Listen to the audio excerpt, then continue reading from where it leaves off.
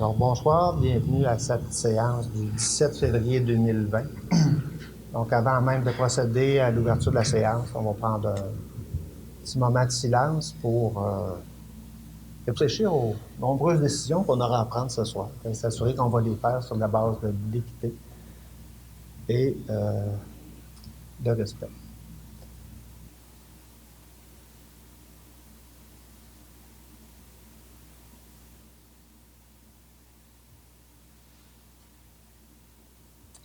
Merci de m'avoir accompagné dans ce moment de silence.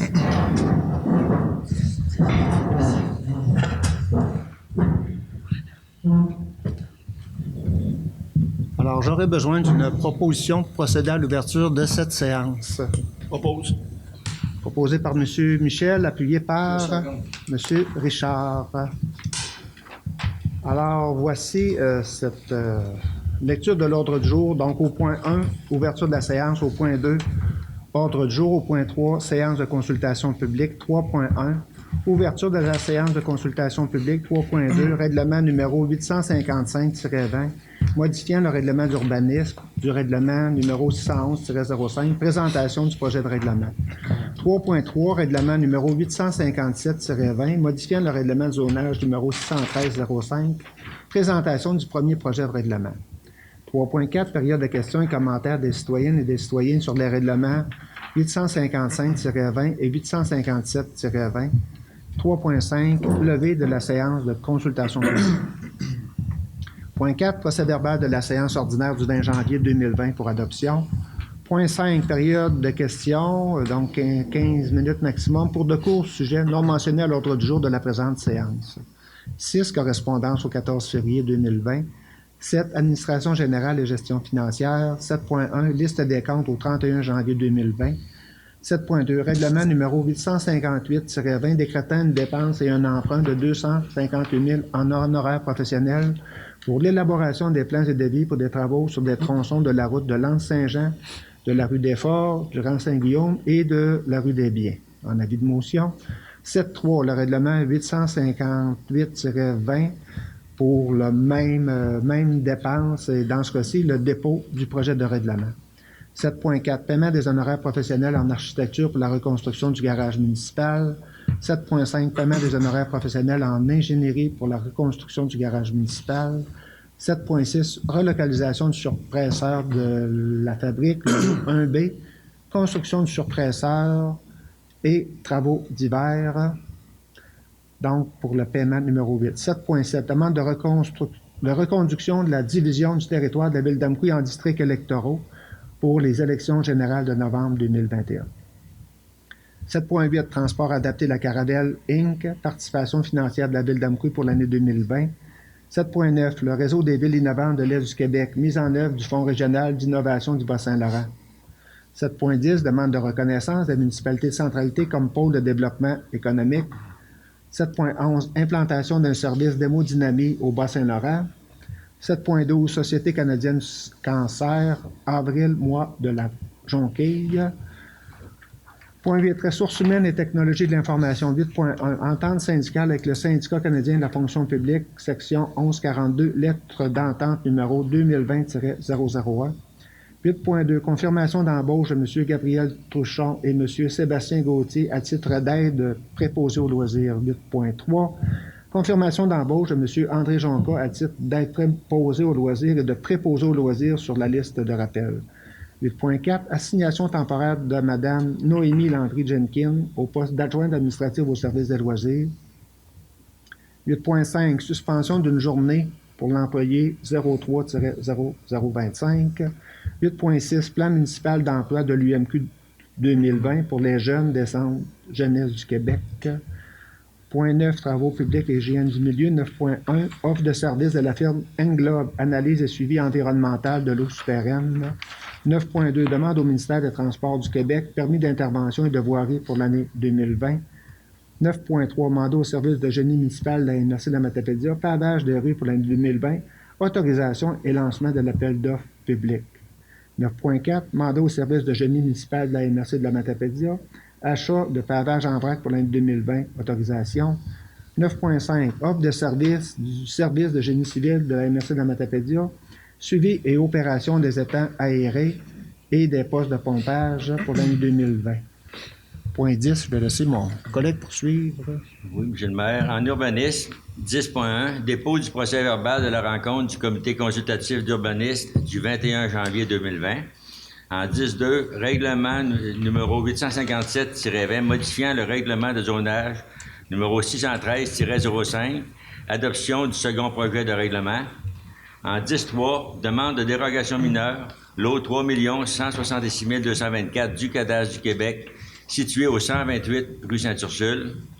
En 10.4, demande de dérogation mineure, lot 4 911 685 du cadastre du Québec, situé au 42 rue d'Auteuil. En 10.5, demande d'exemption de case de stationnement, lot 3 165 545 et 3 165 546 du cadastre du Québec, situé au 81 des Forges. En 11, développement économique durable, projet de réfection de la passerelle J-Napoléon-Pérusse, dépôt d'une demande de certificat d'autorisation au ministère de l'Environnement et de la lutte contre les changements climatiques et au ministère des Forêts, de la Faune et des Parcs, désignation du signataire. En 11.2, projet du club de golf Révermont, 1984 Inc., dépôt au programme d'aide financière aux infrastructures récréatives et sportives, appui de la ville d'Amqui. En 12, loisirs et culture. 12.1, projet de rénovation et de mise en norme du parc Anté-Restant, dépôt au programme d'aide financière aux infrastructures récréatives et sportives, autorisation. En 12.2, projet de rénovation et d'aménagement du carrefour sportif, dépôt au programme d'aide financière aux infrastructures récréatives et sportives, le PAFIR, autorisation. En 12.3, projet de gymnase collectif, dépôt au programme d'aide financière aux infrastructures récréatives et sportives, autorisation. En 12.4, dépôt au programme de soutien pour le remplacement ou la modification des systèmes de réfrigération fonctionnant au gaz R12 ou RV2, Arena et centre de curling, retrait de la demande. En 13, dons et commandites. En 13.1, liste des dons au 11 février 2020, approbation. En 14, représentation, congrès et formation. 14.1, formation sur les normes CAN-CSA Z614 pour les aires de jeu les 2 et 3 mars 2020 à Rimouski. Autorisation de déplacement. 14.2, formation, la tournée Fer et Eau, le 10 mars 2020 à Rimouski. Autorisation de déplacement. En 14.3, formation offerte par l'UMQ. Soyez marketing, la puissance du marketing appliquée au positionnement territorial le 12 mars 2020 à Montjoly. En 15, affaires nouvelles, aucun point. 16, période de questions et commentaires des citoyennes et citoyens. 17, période de questions et commentaires des élus. Et 18, levée de l'Assemblée. Merci, M. Boulian. Alors, ce qu'on a besoin, là, on a besoin d'une proposition d'accepter l'ordre du jour, oui, hein, voilà. Alors, j'ai besoin d'une proposition pour accepter ce long ordre du jour. Monsieur Gide, vous proposez, vous êtes appuyé par Madame Sylvie. Merci. Alors, notre séance de ce soir débute par une séance de consultation publique, alors en 3.1. J'ai besoin d'une proposition pour procéder à l'ouverture de cette séance de consultation publique. Propose, M. le maire. Proposé par M. Normand et vous êtes appuyé par... J'appuie. M. Michel.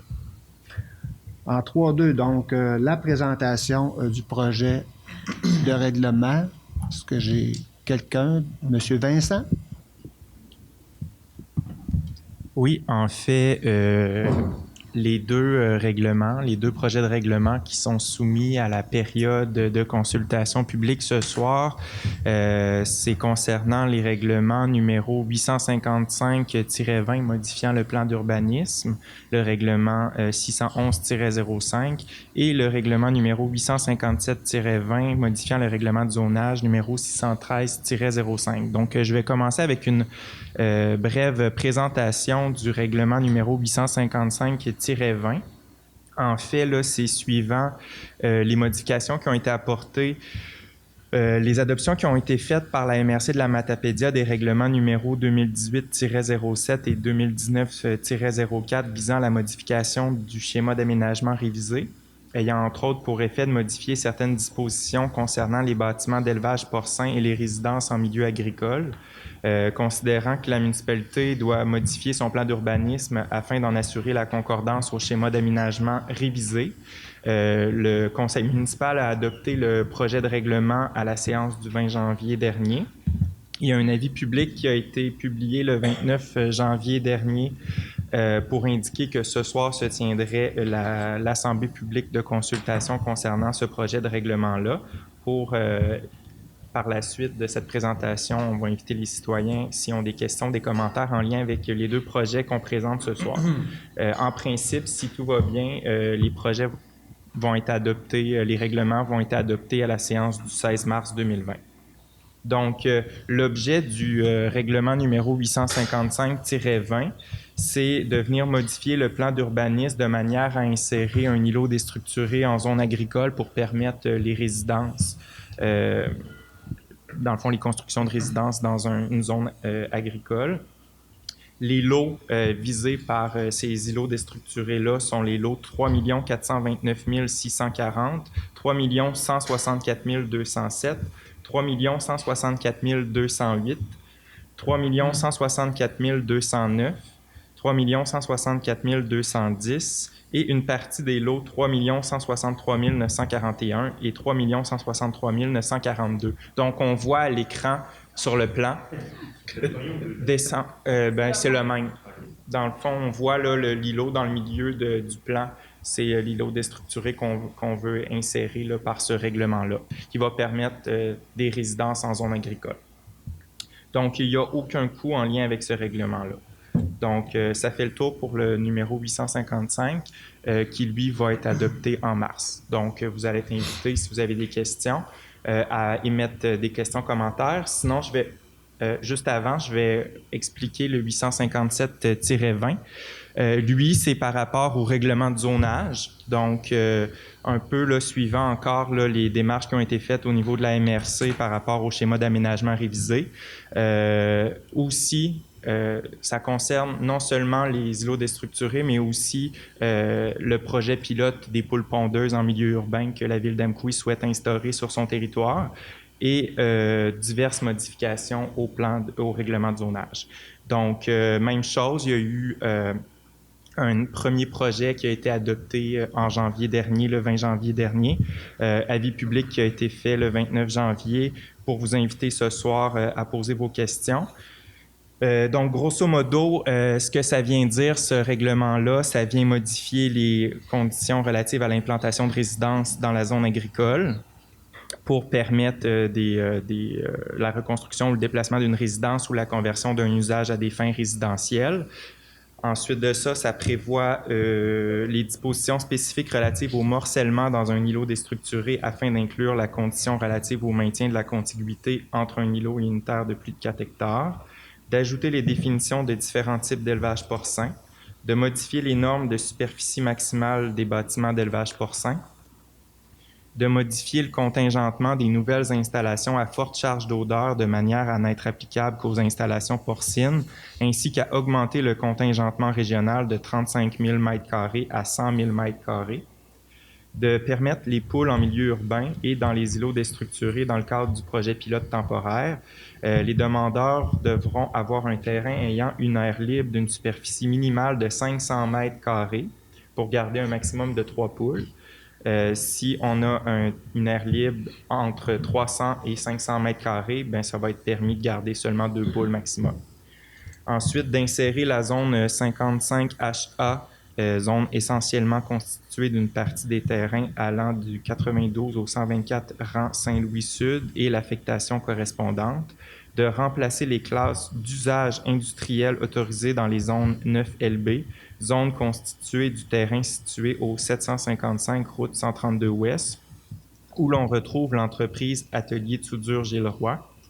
10LB, la zone approximativement constituée de certains terrains, dont ceux du 11 et 15 rang Saint-Édouard, et où l'on retrouve l'entreprise Les Copeaux de la Vallée. et 145 LB, zone constituée des terrains allant du 252 au 264 Saint-Benoît-Est et où l'on retrouve l'entreprise Phenotech pour des usages industriels spécifiquement permis reflétant les droits acquis et les autorisations données par la CPTAQ. Ensuite de ça, on vient diminuer le nombre minimum de cases de stationnement requis pour l'usage du garage municipal, de retirer une disposition sans portée dans les grilles de spécification et de permettre les parcs dans la zone 263HA, zone approximativement constituée d'une partie des terrains bordant les rues Morancy, du Bocage ainsi que d'une section de la rue Saint-Augustin située entre les rues Gendron et d'Auteuil. Donc, aussi, c'est important de préciser qu'il y a certaines dispositions dans ce projet de règlement de zonage-là qui sont propres à un règlement susceptible d'approbation référendaire. Donc, il y aura un avis public de publier la semaine prochaine pour inviter les gens à se prononcer s'ils sont visés par les zones concernées, à s'opposer ou non à ces changements-là proposés. Donc, ça fait le tour. Donc, si jamais il y a des gens qui ont des... Merci, M. Vincent, pour cette présentation-là. Maintenant, dans la salle, est-ce qu'il y a des gens qui auraient des questions ou des commentaires en lien avec ces deux règlements-là, donc le 855-20 et le 857-20? Si vous avez je vous invite à vous déplacer au micro, si vous voulez, vous nommer, s'il vous plaît. On a des séances télévisées et enregistrées. On a besoin de votre voix et de vous voir. Alors, je vous invite à vous nommer. Alors, bonjour, Christian Fournier. Bonsoir. Nous, on demeure dans le rang Saint-Louis. Suite à ce qu'on avait vu, on avait une idée de savoir si on parlait de poules, on parlait de porc, c'est quoi exactement, là? En fait, il y a deux choses. Dans le rang Saint-Louis, puis M. Bruno me reprend là. Dans le cas du rang Saint-Louis, c'est vraiment de permettre la construction de résidences, là, puis vous me reprendrez. Alors que dans tous les autres sujets, c'est davantage d'être en concordance avec le schéma d'aménagement de la MRC. D'une part, je pense que pour l'élevage porcin, entre autres, c'est d'être concordant. L'ensemble des municipalités vont avoir à modifier leur règlement. Okay. Dans d'autres cas, les poules pondeuses, c'est une demande. On avait été interpellé par des citoyens. Et il y a un certain nombre de dispositions. On en profite lorsqu'on fait des modifications de règlement pour apporter un certain nombre de correctifs. Alors, dans ce cadre-là... À ce moment-là, je veux dire, dans le rang, ça s'est ramassé là. Pourquoi? C'est quelqu'un qui a fait de la demande, quoi? Quand on parle de l'îlot déstructuré? Oui. Oui, effectivement. Je ne sais pas si M. Bruno, je vais laisser préciser. C'est ça, c'est une demande qui avait été faite, pas par notre municipalité, par une autre municipalité, ce qui a fait en sorte que ça a ouvert un peu notre réglementation, ce qui a permis, qui va permettre la construction résidentielle sur des terrains vacants qu'on pourrait avoir dans ce secteur-là. OK. Puis au niveau des poules pondeuses, c'est des poules urbaines. On a inclus aussi des îlots déstructurés. Parce que des îlots déstructurés, souvent, c'est des petits terrains. On parle de terrains de 3000 mètres carrés, environ 33 000 pieds carrés, peut-être des fois même plus petits. On trouvait que c'était plus logique même d'avoir droit à mettre quelques poules ou d'élever quelques poules dans ces endroits-là que les élever dans le centre-ville. C'est pour ça qu'on l'a autorisé dans des îlots déstructurés aussi. Merci beaucoup. Ah bon? Merci, M. Fournier. Autre question, commentaire? Alors...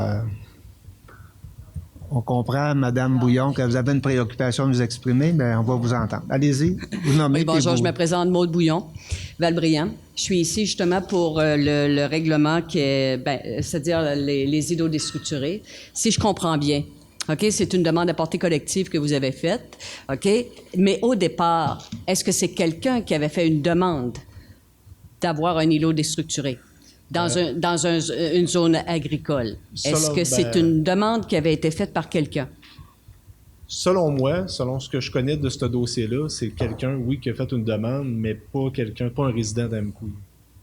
C'est quelqu'un qui a fait une demande à la MRC de Matapédia. Il y a eu une demande à portée collective à ce moment-là qui a été acheminée à la Commission de protection du territoire agricole, qui a fait en sorte que, à partir de là, il y a eu une ouverture sur le schéma d'aménagement. Et puis là, nous, on a récolté ce secteur-là. OK. Donc, en fin de compte, si je comprends bien encore, c'est une demande individuelle qui a été faite. Il y a quelqu'un qui a fait une demande individuelle à la MRC. À la MRC. L'ensemble des maires ont statué de faire une demande à portée collective. OK. Et je vous remercie. Voilà.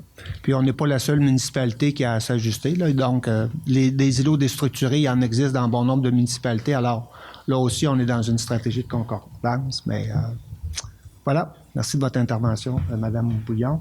Est-ce qu'il y a d'autres questions, commentaires en regard de ces deux projets de règlement-là? S'il n'y a pas d'autres questions, commentaires, je vais prendre une proposition pour la levée de la séance de consultation publique. Monsieur Richard va proposer, Monsieur Normand va appuyer. Merci.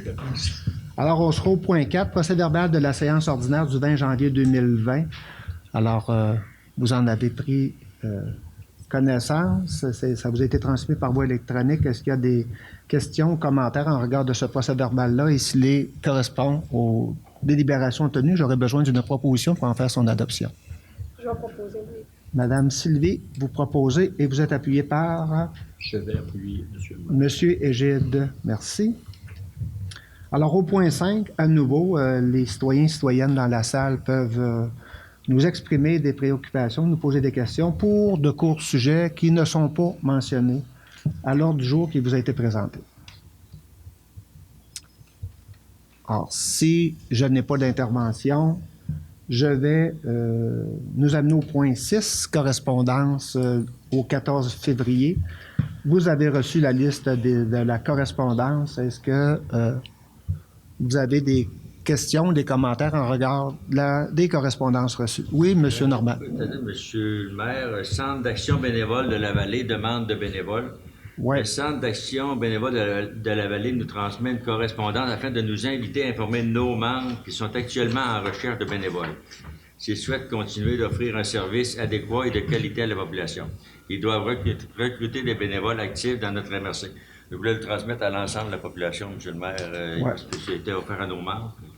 C'était dans mes sujets de fin de rencontre, mais on peut le traiter maintenant puisque vous l'abordez. Alors, on va inviter notre collègue Pascal Padette, effectivement. Là, donc, le Centre d'action bénévole sollicite, adresse un message à nos citoyennes, citoyens. Ils ont besoin de bénévoles. Si vous êtes disponible et intéressé, on va vous inviter à composer le 629-44-56 au poste 201. Alors, on est solidaires du Centre d'action bénévole. Ces gens, sont à la recherche de personnes dynamiques. Alors, il y en a certainement plusieurs qui nous écoutent ce soir. Alors, je vous invite à lâcher un petit coup de fil et à donner vos disponibilités pour permettre de répondre à leurs besoins. Ils sont en manque de bénévoles. Merci. Autre question, commentaire en regard de la correspondance reçue?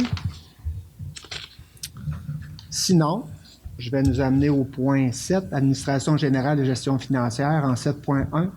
Liste des comptes au 31 janvier 2020. Alors, dans un premier temps, Mme Marie-Hélène? Oui, exactement. Alors, c'est une liste des comptes qui totalise la somme de 856 000 et 21 sous. C'est une liste des comptes qui a été vérifiée par le trésorier ainsi que Mme Sylvie Blanchette, conseillère. L'ensemble des factures ont été épluchées une à une. Je vous fais le topo général des sommes de 856 000 sont constituées de chèques émis au montant de 148 550 $. La somme principale provient du paiement des assurances dommages de 100 000 $. Également, il y a eu des prélèvements, soit les déductions à la source, ainsi que les comptes d'Hydro-Québec pour un montant de 109 000 $. Je vous fais un chiffron. Et il y a les payes pour l'ensemble des employés pour le mois de janvier 2020 au montant de 119 425 $. Et finalement, les comptes à payer auprès de 99 fournisseurs pour une somme de 479 000 $, dont la quote-part, le premier versement de la quote-part de la MRC au montant de 267 000 $. Ça fait le grand total de 856 000 $. Si vous avez des questions, des commentaires, je vais lui répondre. Questions, commentaires? Sinon, une proposition pour en faire l'approbation? Je propose, monsieur. Proposé par M. Richard et appuyé par Je vais l'appuyer. Mme Sylvie. Vous avez passé au travers ça? Oui. Oui. Bon. En 7.2, merci. En 7.2, le règlement numéro 858-20 décrétant une dépense et un emprunt de 258 000 en horaires professionnels pour l'élaboration des plans et devis pour des travaux sur des tronçons de route L'Anse-Saint-Jean, Desforges, Saint-Guillaume et la rue des Biens. Alors, dans un premier temps, on serait en avis de motion. Monsieur Égide, vous allez faire l'avis de motion? 7.3, le règlement numéro 858-20 décrétant une dépense et un emprunt de 258 000 en horaires professionnels pour l'élaboration des plans de devis des travaux sur des tronçons de L'Anse-Saint-Jean, des Forges, Saint-Guillaume et des Biens. Dans ce cas-ci, on serait au dépôt du projet de règlement. M. Gilles, je vais vous inviter à faire une présentation sommaire qui apparaît à l'écran. OK. Considérant que la municipalité projette la réalisation des travaux municipaux pour entretenir et améliorer son réseau routier sur des tronçons déterminés, considérant que ces travaux ainsi que les horaires professionnels y étant associés sont subventionnés à partir du programme d'aide à la voirie locale, PAVL, du ministère des Transports du Québec, MTQ, volet redressement des infrastructures routières, RIRL, et accélération des investissements sur le réseau routier local, RIRL, et que la municipalité souhaite déposer dans ce programme. Considérant qu'il y a lieu d'adopter un règlement d'emprunt pour financer le coût des horaires professionnels relatifs à l'élaboration des plans et devis requis pour le dépôt des projets envisagés au PAVL, considérant que le règlement d'emprunt ne vise uniquement l'élaboration des plans et devis, celui-ci ne nécessite que l'approbation du ministère des Affaires municipales et de l'habitation, MAMH, et n'est pas soumis à l'approbation des personnes habiles à voter tel que le prévoit l'article 556 de la loi sur les cités-villes RLRQ, chapitre C-19. Considérant que l'avis de motion du présent règlement a été dûment donné lors de la séance du Conseil tenue le 17 février 2020 et que le dépôt du projet règlement a été fait lors de cette séance, en conséquence, il a préposé ce règlement. Objet du règlement, le présent règlement a pour l'objet une dépense pour les honoraires professionnels relatifs à l'élaboration des plans et devis pour les travaux suivants. Concernant le volet RIRL, travaux de surfaçage, mains et réfection du ponceau sur le tronçon de 3344 mètres linéaires de la route de l'Anse-Saint-Jean. Travaux de surfaçage, mains et reconstruction et réfection de ponceau sur le tronçon 951 mètres linéaires de la rue des Forges. Travaux de reconstruction de la voirie et de la reconstruction et réfection de ponceau sur un tronçon de 2322 mètres linéaires de la rue des Forges. Travaux de planage et de resurfaçage sur un tronçon de 400 mètres linéaires de la rue des Biens. Concernant le volet RIRL, travaux de décoisionnement et du pavage sur un tronçon de 1500 mètres linéaires durant Saint-Guillaume, incluant les imprévus et les frais de financement tels que appelle l'estimation détaillée préparée par Michael Côté en date du 12 février 2020, laquelle fait partie intégrante du présent règlement comme annexe A. La portée du règlement. L'emprunt sera effectué au profit de l'ensemble des territoires de la ville d'Amqui puisque le chemin concerné sont susceptibles d'être utilisés par tous les citoyens. Le coût. Un instant.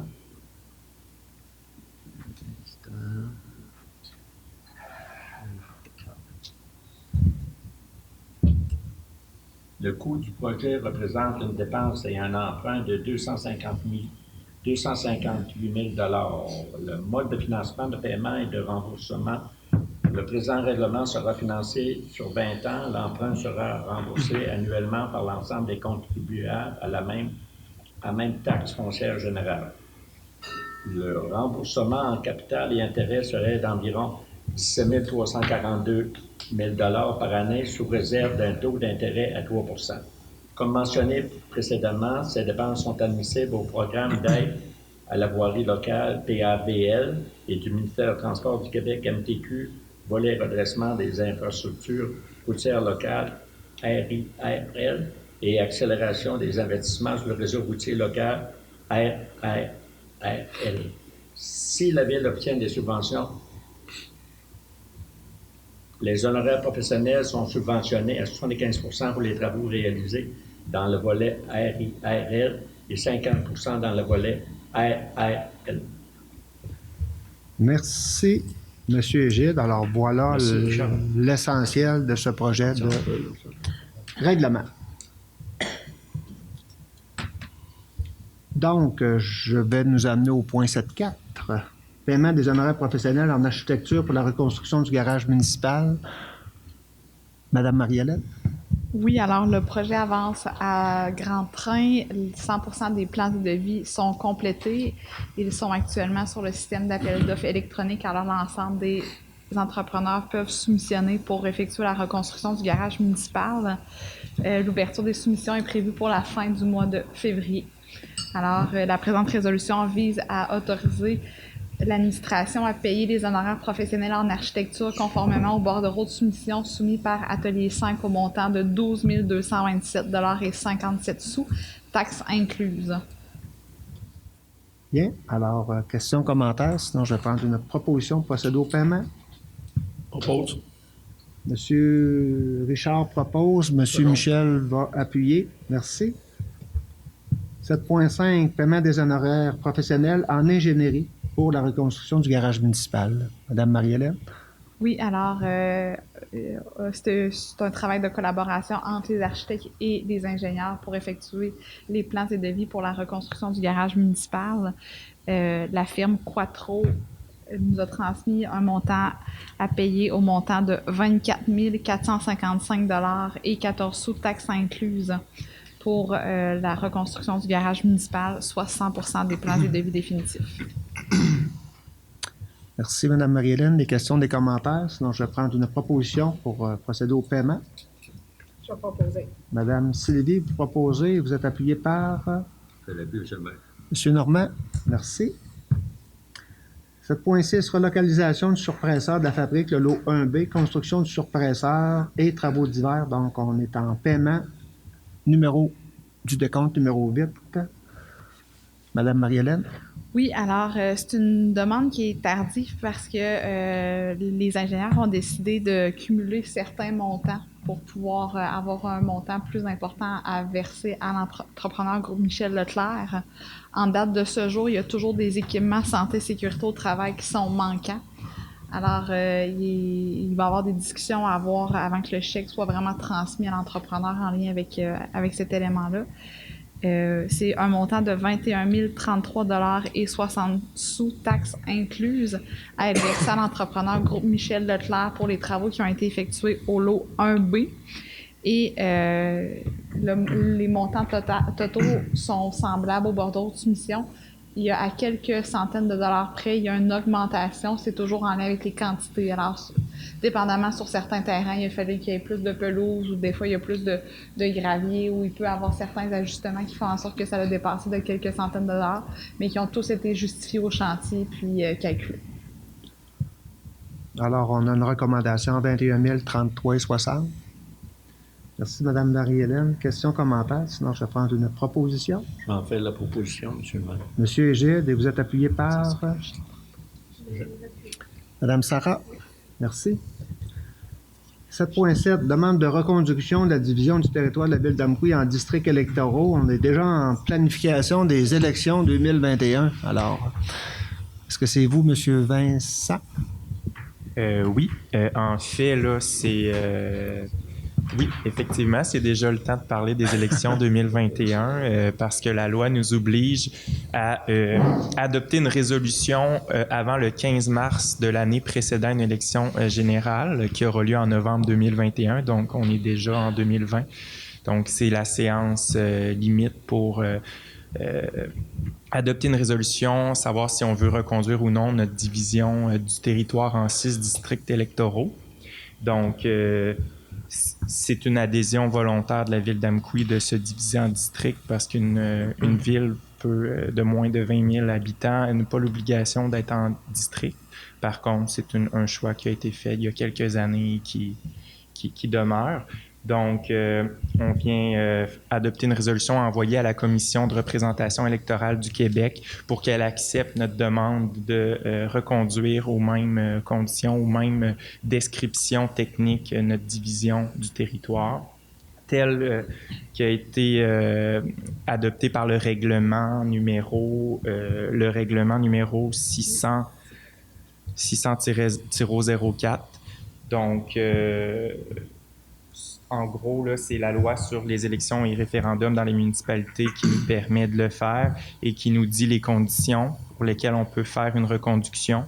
Grosso modo, ça doit respecter un certain ratio, c'est-à-dire Élections Québec nous envoie un tableau mis à jour de l'électorat, du nombre d'électeurs permanents à la ville d'Amqui et on vient établir par district est-ce que ça respecte le bon ratio.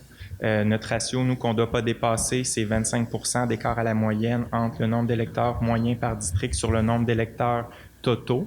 Donc, on a fait l'exercice pour la ville d'Amqui avec le tableau de l'électorat et ça respecte, là, les ratios sont respectés. On est dans du plus ou moins là, 2,6% pour le district 1, 7% pour le district 2. Donc, on est vraiment là, dans des faibles écarts à la moyenne. Donc, on respecte ce critère-là. Les descriptions, je les ai relues et semblent respecter aussi là, les critères. Donc, c'est pour ça qu'on recommande une reconduction telle quelle de nos districts et d'envoyer cette résolution-là à la CRE, donc la Commission de la représentation électorale, avant le 15 mars. Eux, ils vont nous envoyer une autorisation, oui ou non, à reconduire. Suivant ça, on va devoir publier un avis public. S'il n'y a pas d'opposition de la population, bien, on va pouvoir y aller de l'avant avec cette même carte électorale-là pour 2021. Bien, merci, M. Vincent. Des questions, des commentaires? Sinon, je vais prendre une proposition pour dépôt de maintien des districts électoraux dans leur forme actuelle. M. Normand, vous proposez, appuyé par M. Gilles. 7.8, transport adapté de la Caravelle, donc participation financière de la Ville d'Amqui 2020. Madame Marie-Hélène? Oui, alors une demande de transport à la Caravelle. En fait, c'est la seule résolution qu'on passe en lien avec une quote-part qui est déjà versée à la MRC La Matapédia. Ce qui nous explique, c'est qu'ils ont besoin de ça pour obtenir un certain financement auprès d'un organisme gouvernemental. Alors, c'est pour confirmer la participation financière de la Ville d'Amqui pour un montant de 23 559,85 $, tel que prévu au budget 2020 de la MRC La Matapédia pour le service de transport adapté et collectif La Caravelle incorporé sur le territoire de la MRC, excusez-moi, administré par Transport La Caravelle incorporé. Merci, Mme Marie-Hélène. Des questions, des commentaires? Sinon, je vais prendre une proposition. Vous proposez, M. Richard? Oui. Vous êtes appuyé par M. Michel. Merci. Alors, au 7.9, le réseau des villes innovantes de l'Est du Québec, on est en mise en œuvre d'un fonds régional d'innovation du Bas-Saint-Laurent. La ville d'Amqui est membre de ce réseau-là et on nous demande de passer une résolution. M. Normand. Oui, M. le maire. Entente sectorielle en innovation 2020-2023, modèle de résolution pour les villes.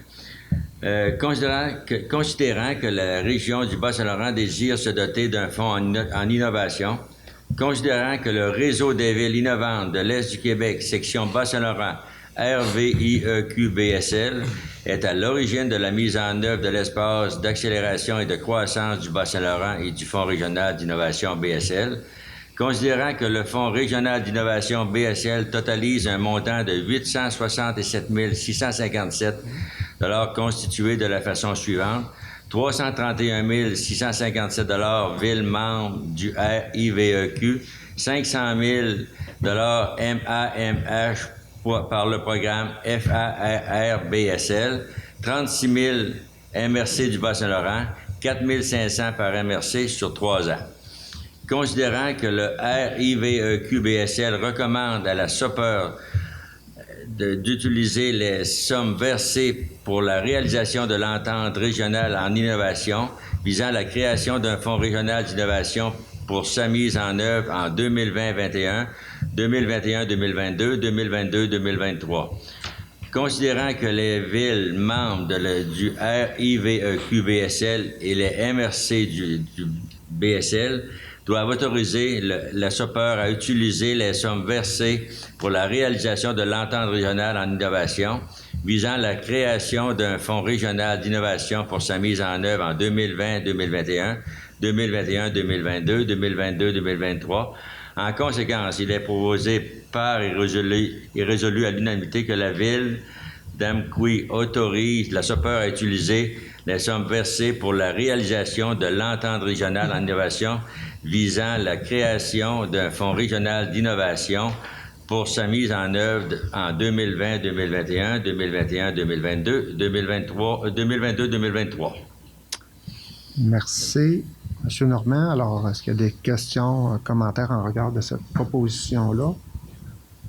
Sinon, je comprends, Monsieur Normand, que vous allez en faire une proposition et vous êtes appuyé par Je vais l'appuyer. Madame Sylvie.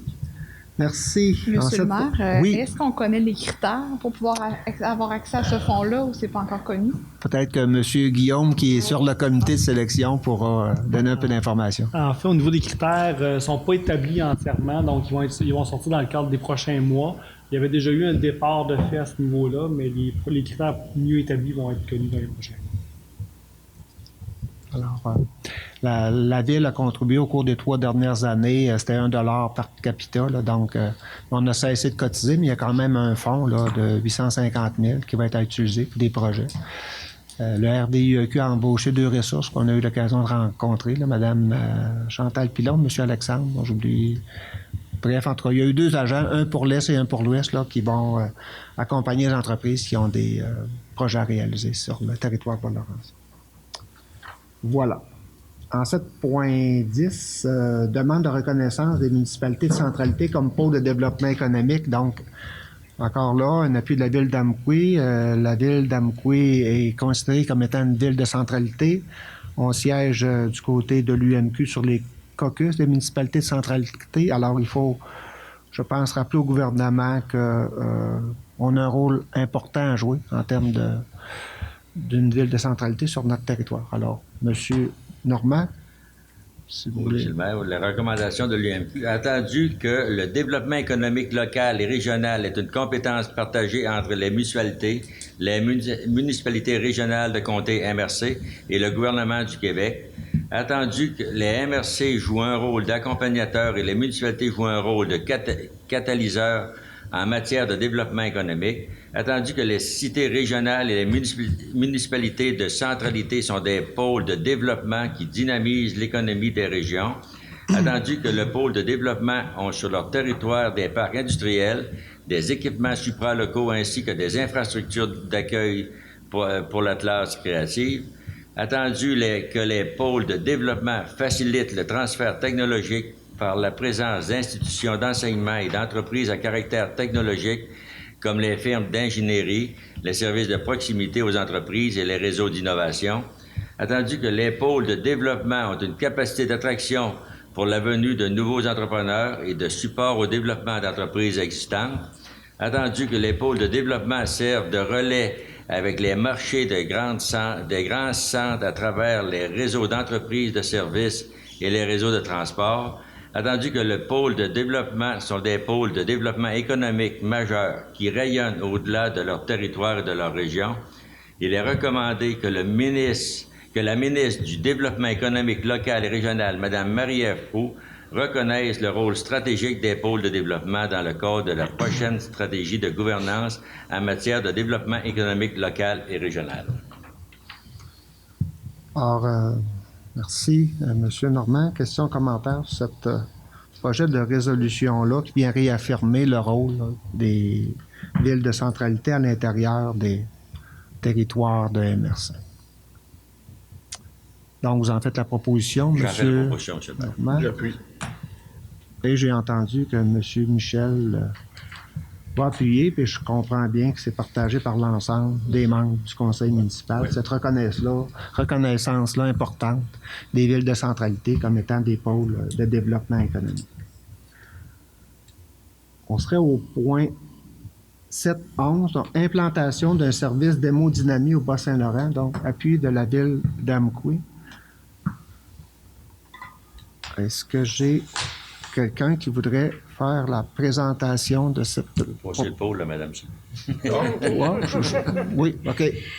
Alors oui, pour l'implantation de services d'hémodynamie au Bas-Saint-Laurent, considérant que la dilatation coronarienne, l'angioplastie primaire et le traitement de choix de l'infarctus du myocarde et qu'il n'est pas disponible pour la population du Bas-Saint-Laurent de la Gaspésie, considérant que la non-disponibilité ou le retard de cette intervention augmente la mortalité par infarctus et la permanence de dommages irréversibles, considérant que certains patients décèdent car ils n'ont pas le temps de se rendre à l'IUCPQ ou sont très précaires trop précaires pour être transférés, considérant que les patients hospitalisés à Rimouski pour des problèmes cardiaques ont des délais d'attente pour les investigations et leur traitement à Québec plus longs que les cibles provinciales, considérant qu'il a été démontré qu'il est sécuritaire de procéder à cette intervention sans chirurgie cardiaque sur place, considérant que les régions du Bas-Saint-Laurent et de la Gaspésie ont un bassin de population suffisant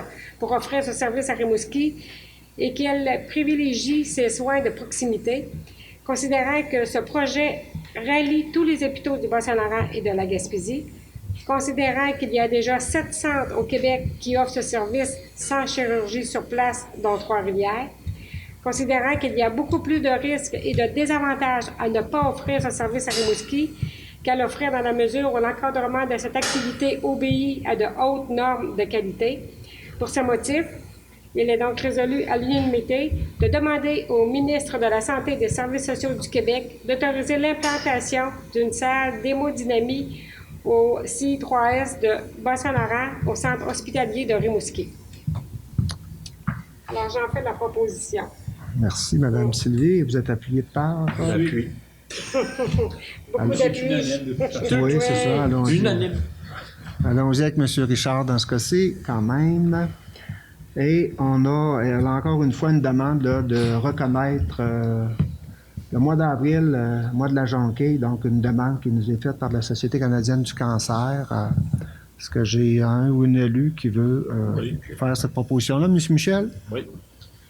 Considérant que chaque année, plus de 55 000 Québécois et Québécoises reçoivent un diagnostic de cancer et que cette annonce représente un choc important qui se répercute dans toutes les sphères de leur vie, considérant que pour chaque personne touchée, 1 à 3 personnes de son entourage prendront le rôle de proches aidants, considérant qu'environ 4 cancers sur 10 peuvent être évités en adaptant un mode de vie sain et en mettant en place des politiques de santé qui protègent les Québécois et les Québécoises, considérant que la survie pour tous les cancers combinés a augmenté de 8 %, passant de 55 % en 1992 à 63 % en 2019, et que c'est grâce au financement de recherches novatrices que nous y sommes parvenus et que nous pouvons poursuivre notre objectif d'un monde sans cancer, considérant que la Société canadienne du cancer est le seul organisme de bienfaisance nationale qui vient en aide à tous les Québécois et Québécoises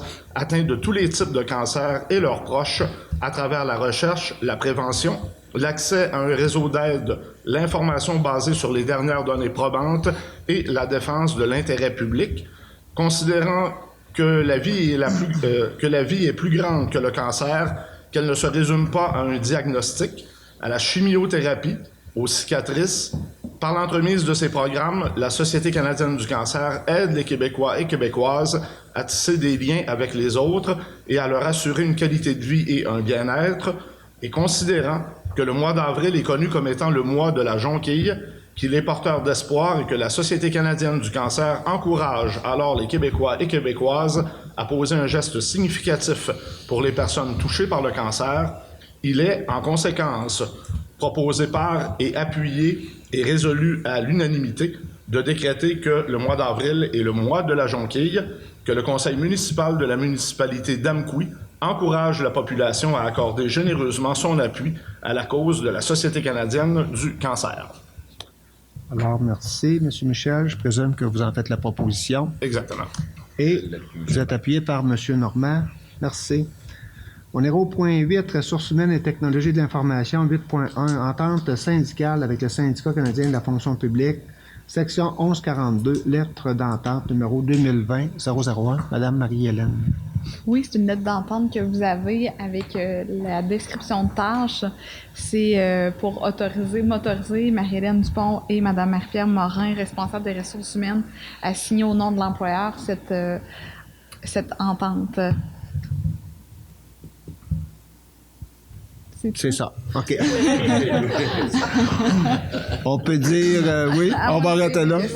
On peut dire que le comité des ressources humaines, dont siège Sylvie à titre de responsable RH et le maire, on a également été interpellés par cet objet d'entente-là. Absolument. Ce qui, on pourrait le dire, est une bonne chose pour les deux parties, tant du côté de la partie syndicale que de la partie de l'employeur, permet à répondre, de s'adapter aux choix organisationnels qu'on a fait au cours des derniers mois. Alors, j'en fais la proposition, M. le maire. Vous en faites la proposition, Mme Sylvie, et vous êtes appuyé par J'appuie. M. Richard. Merci.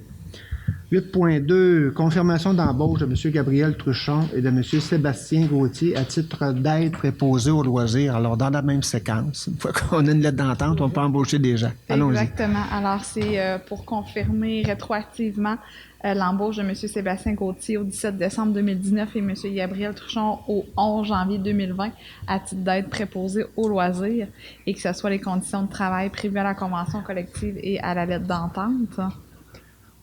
Merci, Mme Marie-Hélène. Question, commentaire? Sinon, je vais prendre une proposition pour l'embauche. Monsieur Michel, Michel, OK. appuyé par Mme Sylvie. Oui. 8.3, confirmation d'embauche de M. André Jonca à titre d'aide préposé aux loisirs et de préposé aux loisirs sur liste de rappel.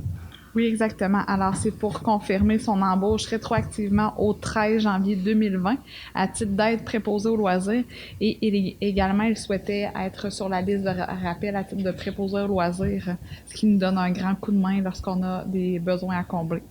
Alors, c'est pour prévoir les mêmes conditions de travail que celles prévues à la convention collective. Merci, Mme Marie-Hélène. Question, commentaire? Sinon, je vais prendre une proposition. Je vais proposer. Mme Sylvie, vous proposez. Vous êtes appuyé par Je vais appuyer, M. M. Normand. Merci. 8.4, assignation temporaire de Mme Noémie Landry-Jenkins au poste d'adjointe administrative au service des loisirs. Oui, alors actuellement, Mme Lynne Lévesque, qui occupe la fonction d'adjointe administrative au service des loisirs, est en vacances. Et il y a une assignation temporaire qui est effectuée par Mme Noémie Landry-Jenkins, qui est ici la secrétaire réceptionniste à l'hôtel de ville, qui a pris la majorité des tâches, mais elle n'est pas physiquement sur les lieux au service des loisirs. Elle est restée ici à l'hôtel de ville, mais elle effectue une partie de ses tâches. Alors, c'est pour confirmer cette assignation temporaire et de prévoir que les conditions de travail vont être celles prévues à la convention collective pour cette durée d'assignation temporaire. Très bien. Question, commentaire? Sinon, je vais prendre une proposition. Je propose.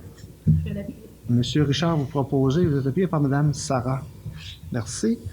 8.5, suspension d'une journée pour l'employé 03-0025. Alors. Oui, alors c'est pour confirmer la suspension sans solde d'une journée pour l'employé numéro 03-0025. Bien. Je vais en faire la proposition. Madame Sylvie, vous êtes au fait du dossier, vous en faites la proposition et vous êtes appuyé par Monsieur Richard. Merci. 8.6, comme à chaque année, l'UMQ nous propose d'adhérer à son plan municipal d'emploi pour les jeunes des centres jeunesse du Québec.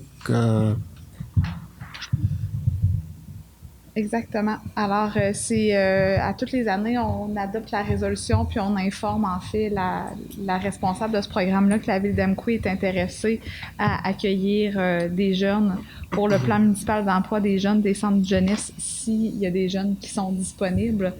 Ça serait faux de vous dire qu'on en a eu à toutes les années, mais du moins on lève la main puis s'il y en a certains qu'on peut aider, ça nous fera plaisir. Comme vous avez pu le constater dans le formulaire, c'est soit pour au niveau du service des travaux publics ou de la Berspondile qu'on a un souhait pour embaucher ces étudiants-là.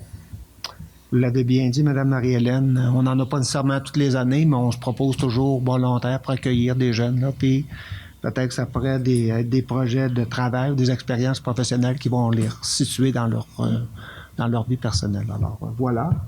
pour venir travailler avec des bonnes personnes comme celle à la ville d'Amqui. Absolument, ça aide. Alors, l'invitation est lancée. S'il y a des gens qui nous entendent, ben, la ville d'Amqui, sous toute réserve d'une résolution d'appui ce soir, là, va adhérer à ce plan-là, qui est chapeauté aussi par le groupe musical Simple Plan, en passant. Là, puis, voilà. Alors, quelqu'un veut en faire la proposition? Madame Sarah, appuyée par Je vais l'appuyer. Madame Sylvie. Merci. Je vais permettre juste un petit commentaire rapide là-dessus, parce que justement, lors de l'Assemblée du Congrès de l'UMQ, auquel Sarah et moi, on a assisté en mai dernier, il y avait des jeunes qui avaient été invités. On nous a présenté une vidéo de jeunes qui avaient été engagés sur ce programme-là. Et justement, il y avait des jeunes qui étaient présents aussi lors du congrès. Et c'était des témoignages très, très pertinents, mais émotifs à entendre aussi, très, très. Puis il y a justement des jeunes qui, après ça, continuaient à travailler pour les municipalités. Fait que je pense qu'on peut aider ces jeunes-là. Puis c'est bon autant pour nous que pour eux. Donc, une belle initiative du groupe Simple Plan et de notre union municipale. Voilà, au point 9, 9.1, l'offre de service de la firme Englobe, analyse et suivi environnemental de l'eau souterraine. Monsieur Stéphane? Oui. Dans le fond, on a reçu une offre de Englobe. C'est pour l'analyse de l'eau souterraine dans le secteur des puits d'eau potable, qui se fait depuis 2014 à raison de 2 fois par année, une fois au printemps et une fois à l'automne. Dans le fond, l'objectif de cette étude, ça vise à vérifier la qualité de l'eau souterraine à l'aide des 6 puits d'observation. Donc, on a 6 puits d'observation qui est à la ceinture là, de nos puits d'eau potable. C'est de comparer aussi les résultats obtenus à ceux des suivis antérieurs, puis identifier les risques de migration des contaminants possibles là, vers les récepteurs potentiels, c'est-à-dire les puits. Donc, les résultats de 2019, un petit peu de concentration de sodium, dont on sait qu'on est en bordure de la 132. Donc, ça doit être dû au sel de déglaçage. Puis le reste, là, ben, on est toujours en dessous des normes là, et des réglementations. Donc, considérant qu'il y a des activités qui sont réalisées en amont des puits d'alimentation d'eau potable, la firme d'Englobe recommande de poursuivre le suivi environnemental biannuel de la qualité de l'eau potable. Et nous, le système de service des travaux publics recommande au conseil municipal d'accepter l'offre des services d'Englobe afin de poursuivre le contrat d'analyse de l'eau souterraine au coût de 8 000 dans le fond, c'est par année, là, avant taxe. Merci, M. Stéphane. Des questions, des commentaires? Sinon, je vais prendre une proposition. Propose, M. le maire. M. Gilles, vous proposez, vous êtes appuyé par? J'appuie. M. Michel, merci. 9.2, demande au ministère du Transport du Québec, donc permis d'intervention et de voirie pour l'année 2020. Donc là aussi, je pense que c'est un geste qui est annuel. Oui. M. Stéphane. Dans le fond, je vais lire le projet de résolution, là, puis ça résume. Entendu que la municipalité doit exécuter des travaux dans l'emprise des routes à l'entretien du ministère des Transports. Attendu que la municipalité est responsable des travaux dont elle est maître d'œuvre. C'est pour les états d'ouvrage. C'est parce que c'est mêlé. Oui. C'était mêlé dans l'autre jour. Oui, c'est ça. J'ai sur la version papier, le 9.2, c'est le MTQ. Alors, je l'ai. Mais on s'est ajouté, moi puis Pierre. Ouais. OK, excusez-moi. C'est moi qui ai interrompu. Entendu que la municipalité s'engage à respecter les clauses et les permis d'intervention émis par le ministère des Transports, attendu que la municipalité s'engage à remettre les infrastructures routières dans leurs états original, attendu qu'il est nécessaire d'obtenir un permis d'intervention du ministère des Transports pour intervenir sur les routes en entretien du ministère. Pour ces raisons, il est proposé par et appuyé par, résolu à l'unanimité que la municipalité d'Amqui demande au ministère des Transports les permis d'intervention requis pour les travaux qu'elle devra exécuter au cours de l'année 2020 dans l'emprise des routes en entretien du dit ministère et qu'à cette fin autorise, même moi-même, Stéphane Chiasson, à signer les dits permis d'intervention. Donc, c'est la résolution puis c'est l'autorisation de signature. Questions, commentaires? Sinon, je prends une proposition. Propose, M. le maire. M. Gilles, vous proposez. Vous êtes appuyé par? J'appuie. M. Richard, merci. Donc, 9.3, mandat au service de génie municipal de la MRC de Pavage des rues pour l'année 2020. Autorisation et lancement de l'appel d'offres public, Monsieur Stéphane. Oui, dans le fond, c'est dans le but de mandater le service de génie municipal de la MRC de la Matapédia afin de procéder à la confection d'un cahier de charges pour l'appel d'offres public relative à l'exécution des travaux de recouvrement et de pavage neuf pour l'année 2020 et d'y assumer aussi la surveillance des travaux. Puis là, c'est inscrit de procéder au lancement de l'appel d'offres. Mais Vincent, tu veux préciser? Oui. OK. Procéder au lancement de l'appel d'offres public pour les travaux de recouvrement et de pavage neuf pour 2020. Questions, commentaires? Sinon, je vais prendre une proposition. Je propose, M. le maire. Vous êtes appuyé par... M. Gilles propose, vous êtes appuyé par Mme Sarah? Oui. Merci.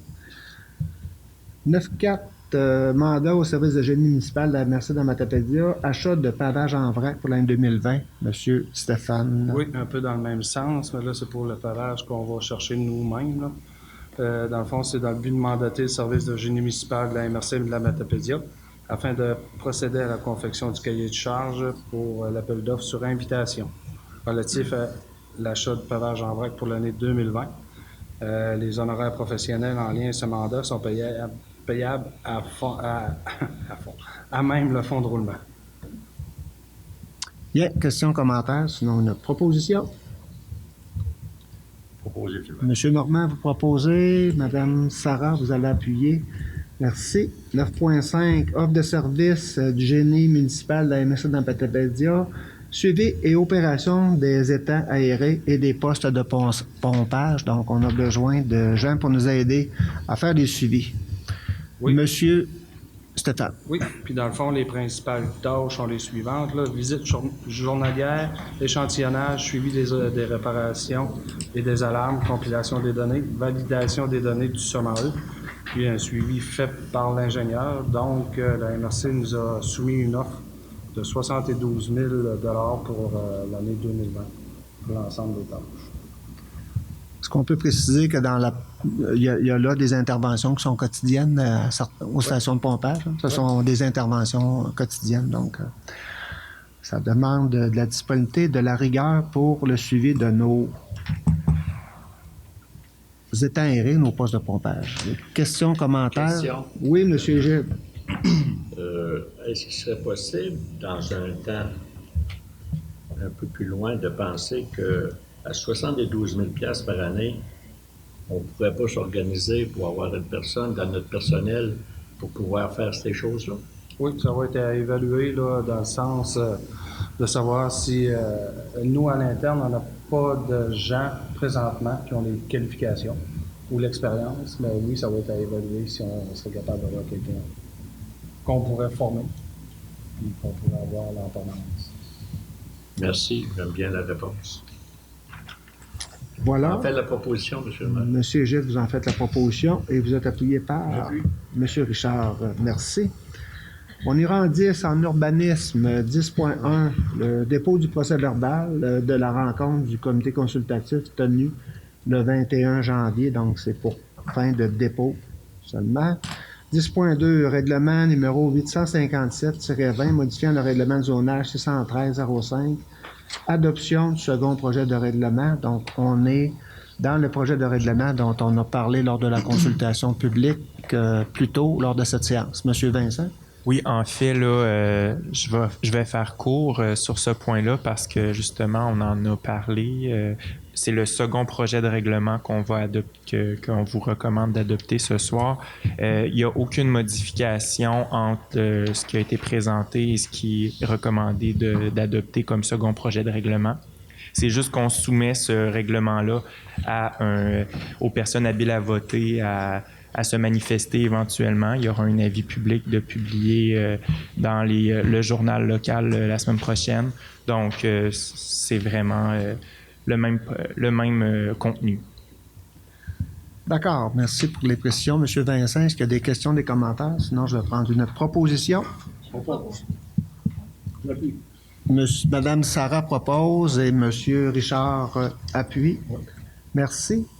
En 10.3, demande de dérogation mineure pour le lot 366-224 du Cadastre du Québec, situé au 128 rue Sainte-Ursule. Monsieur Bruno. Oui. La demande vise à régulariser une remise qui ne respecte pas les normes de localisation prescrites au règlement de zonage 113-05. Le règlement stipule que la distance minimale séparant le bâtiment accessoire d'une autre construction accessoire est de 2 mètres, alors que le bâtiment accessoire du demandeur est situé à plus ou moins 0,6 mètres d'une terrasse. Après analyse, le comité consultatif d'urbanisme recommande au conseil municipal de ne pas autoriser la localisation de la remise qui ne respecte pas les normes de localisation prescrites au règlement de zonage 113-05. Les membres du comité appuient leur orientation sur le fait que le demandeur a construit la remise sans autorisation, donc de mauvaise foi, et que selon eux, il existe d'autres options qui permettraient de respecter la réglementation en vigueur.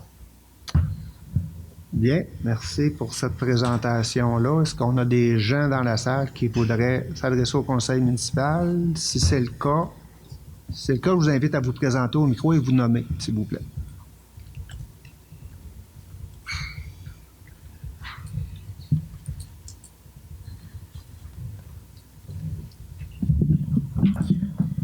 En fait, ce qui est arrivé, c'est durant les années 80. Juste vous nommer peut-être, on se connaît, mais peut-être vous nommer juste pour fin de... OK, mon nom, c'est Marc Langelier. Bonsoir. Et ma conjointe, Manon Landry. OK, en 94, on s'est construit une maison dans la rue Sainte-Ursule. Ensuite, on a décidé de bâtir un cabanon vu que ça devenait une nécessité. Et puis, ma conjointe et moi, on s'en est parlé. Et puis, moi, à cette époque-là, je travaillais sur la Côte-Nord. Alors... ma conjointe en a parlé à son beau-frère qui est un ouvrier de la construction. Et puis, c'est pas que c'était pas prévu, c'était prévu, mais pas aussi rapidement que ça. Alors, elle, en ayant parlé à sa sœur, qu'elle en a parlé à son conjoint, il est monté comme genre, dans l'espace de 2 jours, c'était décidé qu'il venait puis il nous bâtissait ça. Alors, ma conjointe elle m'a appelé sur le Nord, elle a dit, on en profite-tu pour le faire faire? J'ai dit, ben, pourquoi pas? Alors, ça s'est fait très rapidement. Durant, je pense, une fin de semaine, écoutez, ça fait 20 quelques années de ça, là, je peux pas vous dire. Là. Et puis, évidemment, on était probablement au courant à cette époque-là, ça nous prenait un permis, mais on l'a comme oublié. Ils ont fait le cabanon en le positionnant sur le terrain de la meilleure façon, étant donné qu'il y a des pentes un peu de tout le tour, parce que mon terrain est en pente, là, en approchant les lignes, c'est tout le temps des pentes. Alors, il a positionné ça comme il a pensé. Et puis moi, quand je suis revenu, ben, j'ai constaté les travaux. Alors, j'ai vécu avec ça depuis ce temps-là. Et puis évidemment, le patio qui était déjà construit, lui, il a vieilli. Alors, il est dû pour être changé. Alors, je suis rendu là. Puis, c'est ça.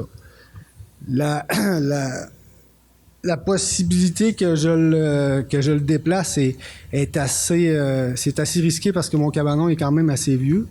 Alors moi, ce que je propose, c'est que au moment où que je prévois le déplacer ou le défaire, dans le but de le refaire, ben là, je le positionnerai selon les normes. C'est ce que je propose. Mais d'ici à ce temps-là, peut-être qu'il va peut-être encore durer 4-5 ans. Là.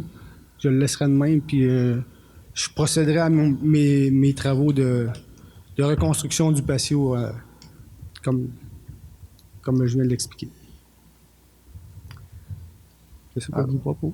Alors, c'est ce que vous vouliez transmettre comme préoccupation du côté du conseil? Oui. OK. Que j'ai des élus qui veulent commenter. Moi, M. le maire, je ne sais pas si j'ai pas bien suivi, là, mais c'est un élément un peu nouveau, je pense, dans le dossier. J'aimerais savoir si monsieur mettrait une date, serait prêt à mettre une date. Par rapport à? Ben, quand il rebâtirait à quel moment il le rebâtirait? Après l'avoir... Ce qui veut dire... Ben, c'est ça. Quel est l'objet de votre intervention dans ce cadre-là? Ben, je vais vous demander aux citoyens s'il est prêt à mettre une date pour reconstruire son cabanon dans les limites acceptables. OK, d'accepter une dérogation mineure avec une date de déplacement de... C'est ce que vous voulez? entendre ce soir? Ben, là? avant d'accepter ou de refuser la demande de dérogation mineure, est-ce qu'il voudrait mettre une date? Peut-être que la procédure, là, je peux pas. Là. OK. Non, mais on peut... Une date en fait de journée, là, non, je peux pas. Là. Je peux pas vous dire quand est-ce que mon cabanon va être dû, mais je peux vous dire que je prévois de bâtir un garage d'ici les 3 prochaines années. Alors, c'est probablement d'ici les 3 prochaines années que je vais procéder à la déconstruction de ce cabanon. En regard de ce commentaire-là, Monsieur Michel, parce que vous interpellez à savoir si c'est une donnée qui est nouvelle, qu'est-ce que vous souhaitez faire en regard de la décision que le conseil municipal a à faire ce soir, à prendre ce soir? Ben, en regard de cette information-là, j'aurais tendance plutôt à accepter la décision qui sera prise. C'est-à-dire? Sur de suivre la recommandation du comité consultatif. OK. Est-ce qu'il y a d'autres élus qui veulent s'exprimer en regard de cette demande-là? Je pourrais m'exprimer. En fait, le problème, c'est pas vraiment le cabanon. En fait, il a été construit sans permis. C'est ça, ce qui accroche avec le CCU. Ouais. Les marges de recul sont bonnes. Il n'y a pas de problème avec ça. Le problème, en fait, c'est que vous nous demandez une demande de dérogation pour le patio, à cause que le problème, c'est la distance entre le patio et le cabanon. C'est ça. Nous, on peut pas accepter de passer la demande de dérogation si la distance entre les deux bâtiments n'est pas bonne. Là, je ne sais pas si vous n'aviez parlé à M. Caron du fait que vous vouliez bâtir un garage. Oui, j'en ai glissé un mot. OK, ça avait été dans les... Mais là, aujourd'hui, nous, on en a discuté, CCU nous a parlé, et nous, on refusait la demande de dérogation. La solution, c'était que, M. Caron, vous en avez apporté plusieurs. Là, nous, aujourd'hui, on avait pris la décision qu'on refusait votre demande. Donc là, on n'avait pas entendu parler du garage. Là, c'est un peu délicat, à moins que... J'en avais parlé durant ma rencontre avec Bruno. À votre tour, Madame... oui. Je vais juste demander à Mme Sarah, dans le cadre de votre intervention, qu'est-ce que vous faites comme recommandation? Ou en regard... moi, je continuerai avec la décision du CCU puis du conseil, mais à moins qu'il y ait d'autres élus qui décident de ne pas suivre notre... On va continuer un tour. S'il y a d'autres gens qui veulent intervenir. Moi, M. le maire, à la suite de ce que je viens d'entendre, je demanderai le report de la décision. Vous en faites la proposition, M. Monge? Bon, est-ce qu'il y a quelqu'un qui va vous appuyer dans cette intention-là? Le report de décision, oui. J'appuie. Alors, le conseil municipal fait la proposition plutôt que de dire oui ou non, je comprends qu'on va donner le temps de voir s'il y a une dérogation qui pourrait être acceptable ou de trouver des solutions qui vont éviter de travailler sur une démarche de dérogation. C'est ce que je comprends de mes collègues. On va espérer qu'on trouvera un élément d'entente, qu'on sera capable d'en traiter à la séance du mois de mars. À moins que Mme Marie-Hélène, vous voulez ajouter à cette... Considérant la présence de M. le citoyen et de l'ensemble du conseil municipal, et vu qu'il y a un report pour éviter des frais d'avis public, ce que je vous propose, c'est d'être à la prochaine séance du conseil municipal minimalement ou d'entamer des discussions avec M. Caron pour que, dans la mesure du possible, la situation soit régularisée pour éviter qu'on ait à faire un autre avis public. Est-ce que ça vous convient? Alors, on va le traiter de cette forme-là. J'ai une proposition de reporter la décision en regard d'une demande de dérogation mineure pour le 128 rue Sainte-Ursule. Voilà. Questions, commentaires en regard de cette dérogation mineure-là. Sinon, je nous amène au point 10.4. Demande de dérogation mineure pour le lot 4 911 685 du cadastre du Québec, situé au 42 rue d'Auteuil. Monsieur Bruno. Non, c'est moi. Je vais demander à Mme Sarah Fournier. Oui, effectivement, sur la base d'une apparence de conflit d'intérêt. Très bien. Alors, Mme Sarah.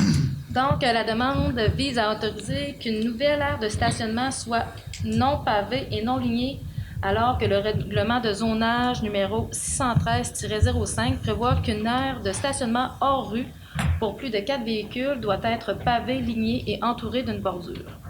La demande vise également à autoriser que la largeur de l'allée de circulation soit inférieure au minimum prescrit du règlement de zonage numéro 613-05. Le règlement prévoit une largeur minimum de 6,4 mètres pour une allée de circulation perpendiculaire aux cases de stationnement, alors que l'allée projetée aurait une largeur de 5,4 mètres, soit 1 mètre de moins que le minimum prescrit. Donc, le CCU recommande au conseil municipal d'autoriser qu'une nouvelle aire de stationnement soit non pavée et non lignée et que la largeur de l'allée de circulation soit inférieure au minimum prescrit par la réglementation en vigueur. Le responsable du service d'urbanisme a spécifié qu'il était en conflit d'intérêts. Donc, c'est pour ça que c'est moi qui lis la demande. Et la demande a été traitée par un autre employé du service de l'urbanisme du côté de la ville. Alors, le CCU s'est montré favorable à cette demande de dérogation mineure.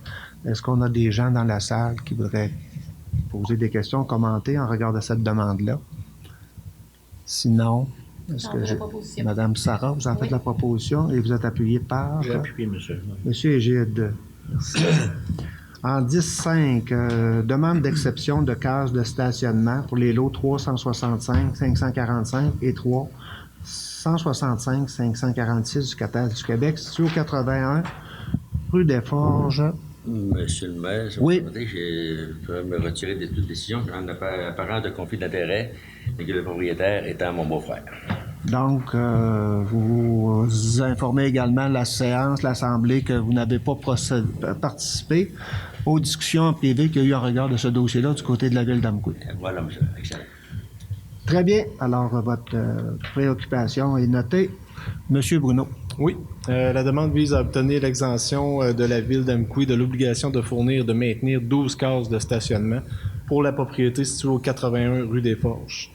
Le demandeur désire utiliser une partie de l'espace commercial existant afin d'aménager 3 logements supplémentaires.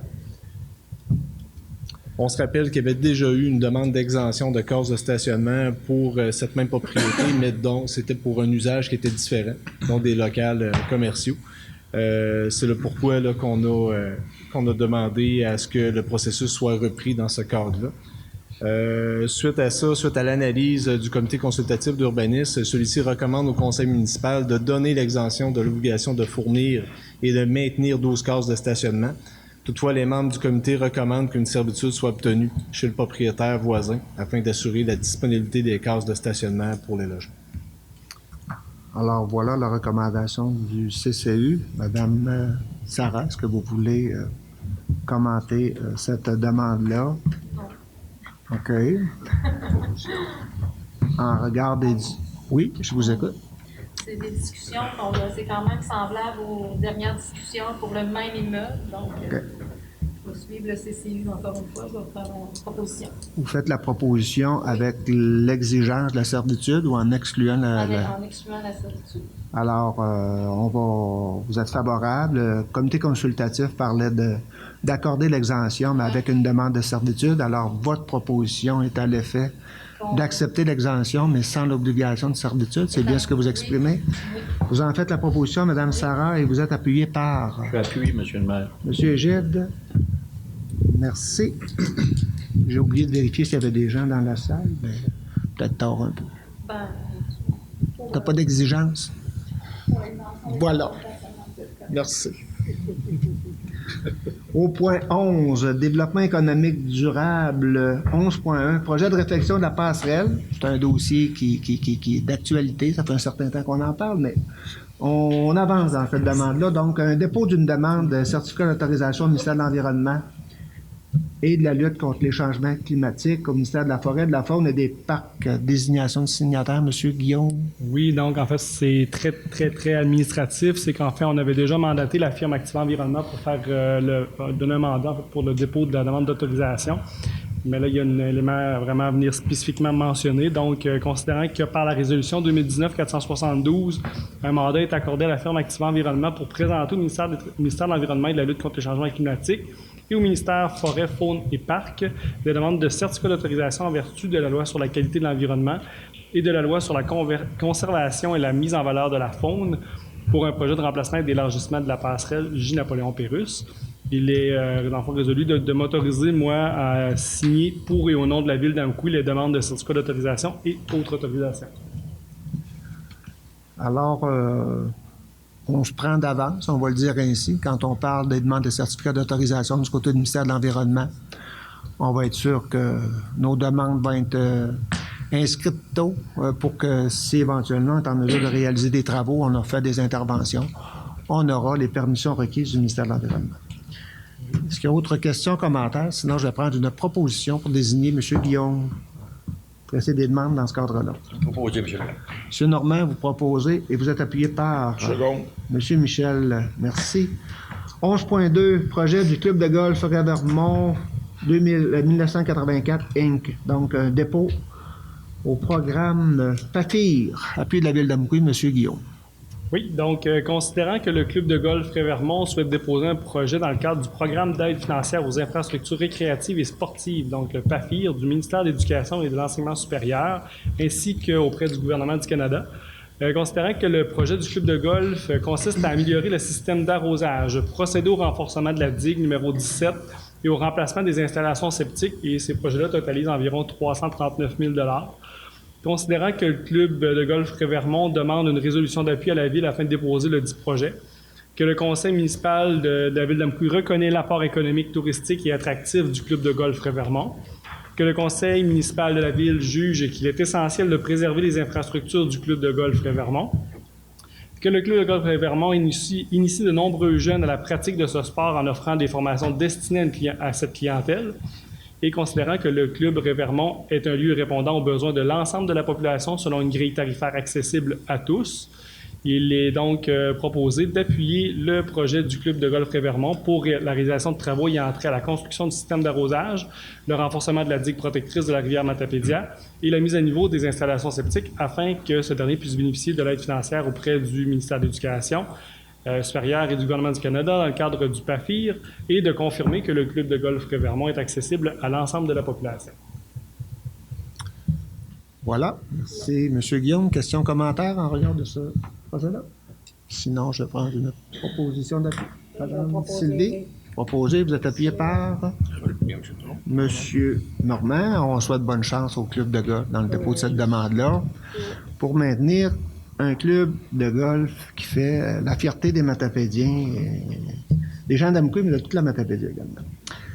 Au point 12, loisirs et culture, 12.1, projet de rénovation de mise aux normes du parc Anterostan, donc dépôt au programme PAFIR, là également, on va l'entendre quelques fois ce soir. Monsieur Jonathan. Oui, donc pour les trois prochains points, nous voulons déposer dans le programme PAFIR. Donc nous avons trois beaux projets. Donc nous avons besoin de déléguer de désigner une personne pour signer ces demandes et aussi pour assumer les coûts d'exploitation, etc. Donc, je vais vous faire la lecture. Donc, pour le projet de rénovation et de la mise aux normes du parc Anterostan, il est proposé et appuyé par d'autoriser la présentation du projet de rénovation et de mise aux normes du parc Anterostan au ministère de l'Éducation et de l'Enseignement supérieur dans le cadre du programme PAFIR. De confirmer l'engagement de la Ville d'Amqui à payer sa part des coûts admissibles au projet et à payer les coûts d'exploitation continue de ce dernier, à assumer toutes les hausses de budget de fonctionnement générées par le projet et de ne pas accorder de contrat relatif à des coûts directs avant l'obtention de la lettre d'annonce du ministre. Donc, il est de désigner moi-même à titre de signataire au nom de la Ville d'Amqui tous les documents relatifs au projet mentionné ci-dessus. Alors, le conseil municipal avait fait le choix au début de l'automne de maintenir les infrastructures récréatives du côté du parc Anterostan. À l'automne, a été annoncé par Isabelle Charret, ministre déléguée aux loisirs, une enveloppe de 320 millions pour permettre d'améliorer les installations récréatives. Donc, ce soir, on fait une résolution de signature. Il faut déposer avant le 21 février, donc On est au dernier 1000 avant dépôt. Alors, on a eu l'occasion d'avoir la présentation de ce projet-là. On s'est fait accompagner par la firme Pratt, des architectes paysagistes. Et ce soir, on fait une séquence supplémentaire, c'est celle de déposer dans ce programme. Questions, commentaires de mes collègues. Sinon, je prendrai une proposition pour déposer. Je propose. Monsieur Richard, vous proposez et vous êtes appuyé par Madame Sarah. Merci. 12.2, dans le même cadre du programme PAFIR, dans ce cas-ci, on va parler de rénovation et d'aménagement du côté du carrefour sportif. Monsieur Jonathan. Donc, encore une fois, nous voulons déposer afin d'avoir une aide gouvernementale pour nous aider à réaliser nos projets. Donc, cette fois-ci, ça se passe du côté du carrefour sportif. Donc, nous avons plusieurs installations dans ce lieu. Donc, nous voulons améliorer l'espace. Donc, dans le fond, et rénover certaines installations qu'on a déjà présentes à cet endroit.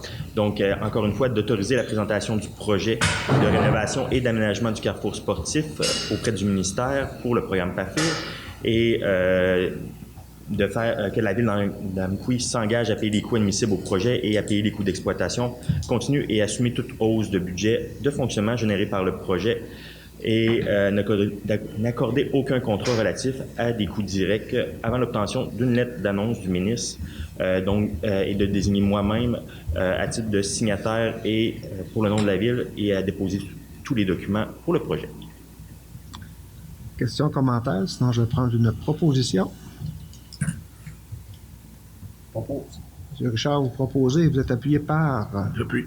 Monsieur Michel, merci. 12.3, projet de gymnase collectif, donc dépôt au programme PAFIR toujours, autorisation. Monsieur Jonathan, peut-être faire une petite mise en contexte de ce projet-là particulier, donc la pérennité du Centre matapédien d'études collégiales, évidemment, ça repose sur la capacité qu'elle a d'avoir l'ensemble de ces installations pour être attractif, donc aller chercher une clientèle qui va être intéressé, puis qui va avoir l'ensemble des services auxquels on s'attend lors d'études collégiales. Donc, l'idée d'un projet de gymnase du côté du Centre matapédien d'études collégiales, ça fait déjà un certain nombre d'années que c'est dans les airs, mais encore une fois, dans la mesure où il y a eu l'annonce de ce programme-là l'automne dernier, ben la représentante du Cégep de Rimouski et le représentant du CEMEC ont solliciter la ville d'Amqui afin qu'elle soit porteur dans ce dossier-là. Cela étant, M. Jonathan, je vais vous laisser. Oui, en effet, la ville d'Amqui souhaite être le porteur de ce dossier afin d'avoir un gymnase collectif auprès de la ville d'Amqui, donc qui pourra être utilisé par l'ensemble de sa population selon des critères. Donc, nous souhaitons faire le dépôt dans le programme PAFIR afin de se munir d'une belle infrastructure, une nouvelle infrastructure pour notre population. Donc, Monsieur le maire, vous l'avez mentionné, il s'agit d'un pôle attractif pour notre jeunesse et grâce à ce pôle, ça nous permet entre autres d'avoir une piscine municipale grâce à l'embauche des étudiants dont la plupart viennent au cégep.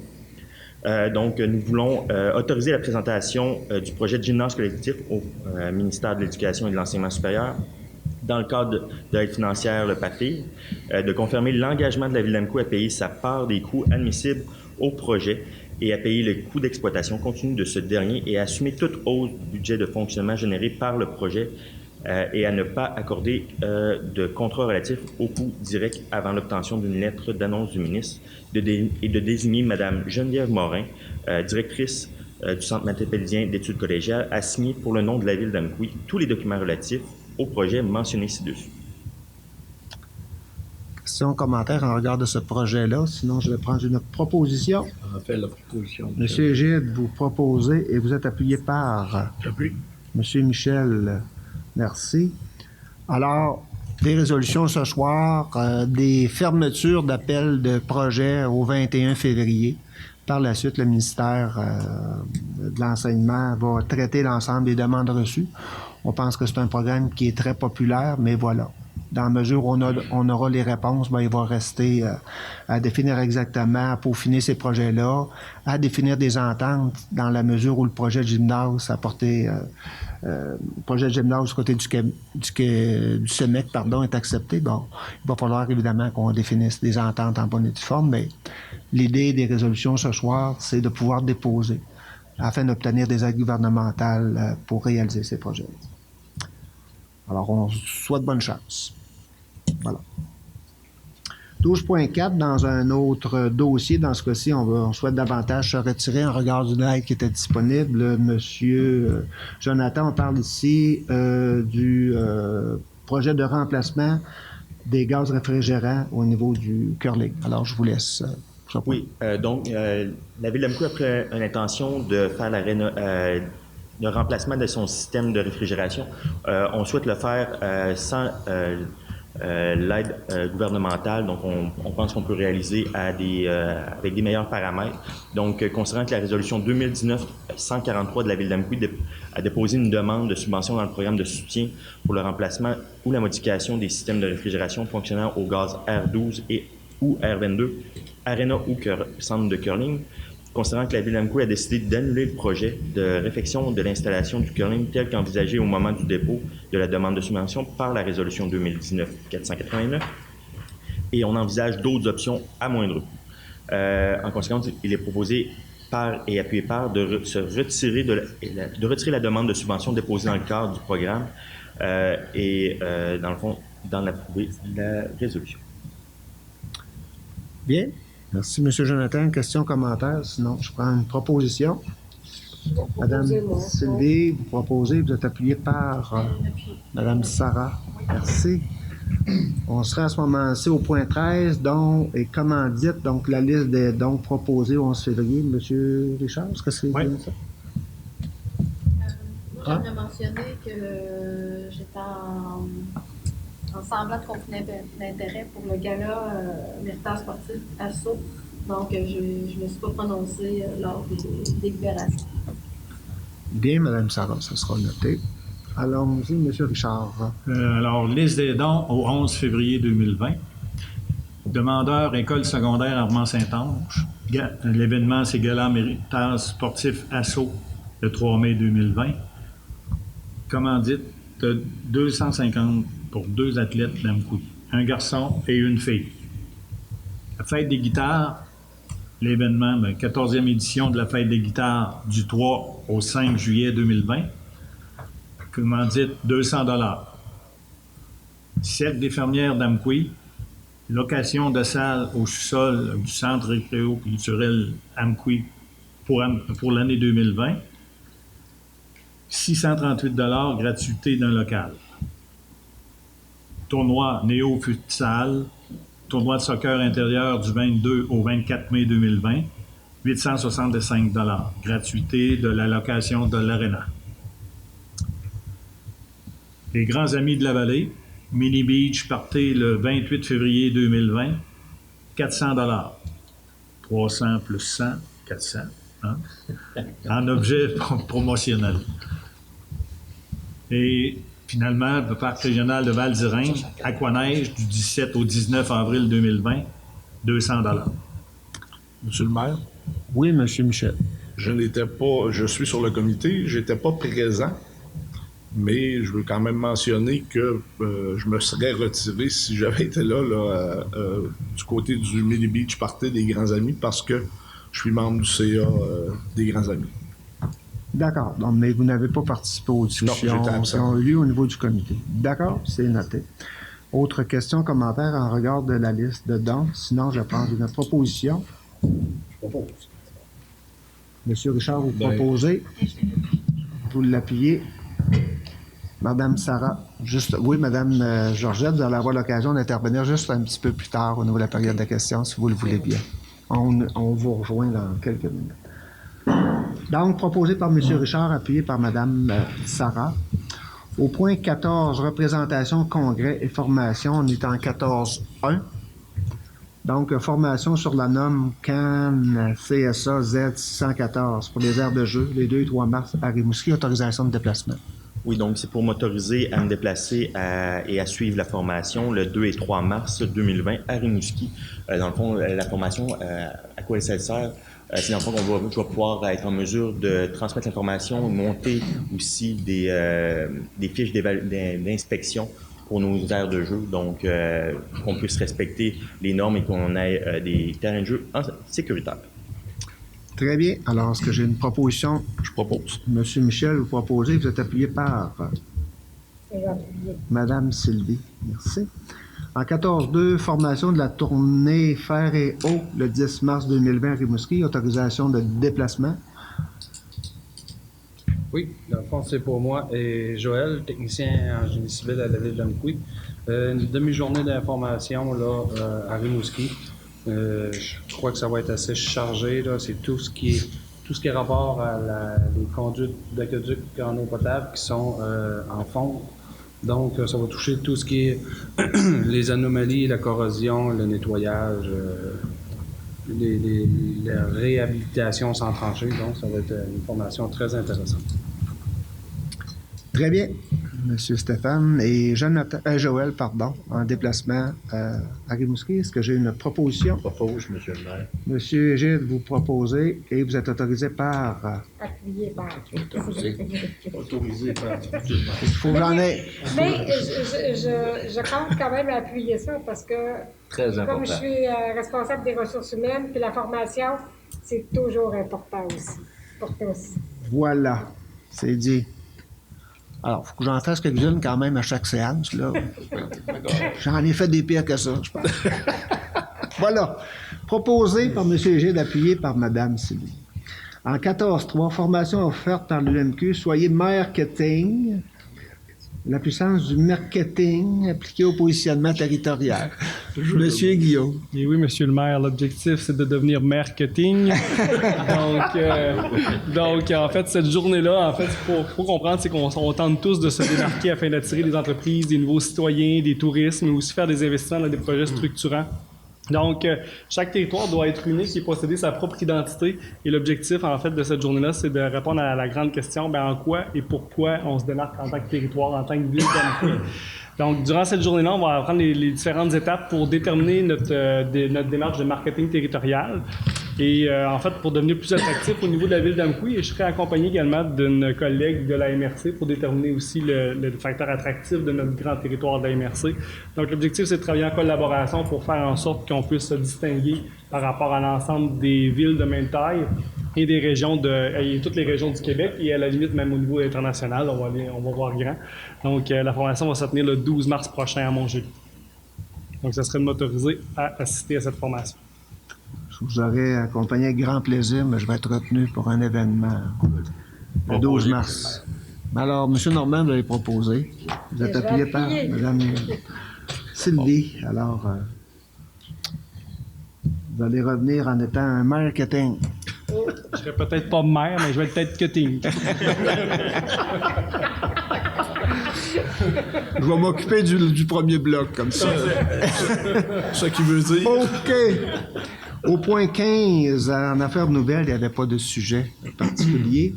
Je nous amènerai au point 16, donc période de questions et commentaires des citoyennes et citoyens. Alors, si on a des gens dans la salle, c'est à votre tour. Si vous voulez nous interpeller, je vous invite à vous présenter et à exprimer votre... Georgette Marin, je suis présidente du Sœurs d'infirmières d'Amqui et je tiens à vous remercier profondément, en mon nom personnel et au nom de tous les membres d'infirmières, de l'aide très précieuse, l'aide financière que vous nous apportez à chaque année.